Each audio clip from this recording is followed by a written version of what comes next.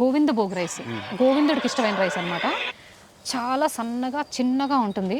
అసలు ఎంత చిన్నగా ఉంటుందంటే రైసు మీకు కనిపిస్తుందా లోపల కూడా. ఇప్పుడు దీంతో అంటే చాలామంది దేశీ రైస్ కదా అమ్మో మనం తినగలమా, హెచ్ఎండి బీపీటీ సోనా మసూరి సన్నగా ఉంటాయి, ఆర్ఎన్ఆర్ వాటెవర్ చాలా ఉన్నాయి, చాలా తెల్లగా ఉంటాయి, ఈజీగా తినేయచ్చు అనుకుంటారు కదా, ఇవి తినలేమేమో అని. కాదు, దానికి మించిన రైసు మన దేశవాళీ రైస్లో శ్రీవారి సాగు పద్ధతిలో పండిస్తే దానికి మించిన రైస్ ఉన్నాయండి. సన్నగా చాలా టేస్టీగా. ఇది సెంటెడ్ రైస్. మీరు పులిహోర చేశాను నేను దీంతో.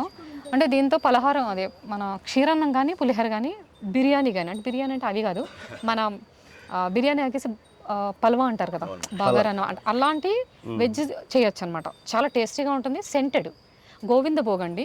మాకు 140 పడుతుంది బయట, మన దగ్గర అయితే 110 120 అలా ఇస్తాము. నేనే పండించాను కాబట్టి. కాకపోతే 4 ఎకరాలు వేస్తే 2.5 ఎకరాలు చనిపోయింది నేను చూసుకోలేక, అంటే పట్టించుకోలేక, ఎఫోర్ట్ పెట్టలేక. హైదరాబాద్ కదా.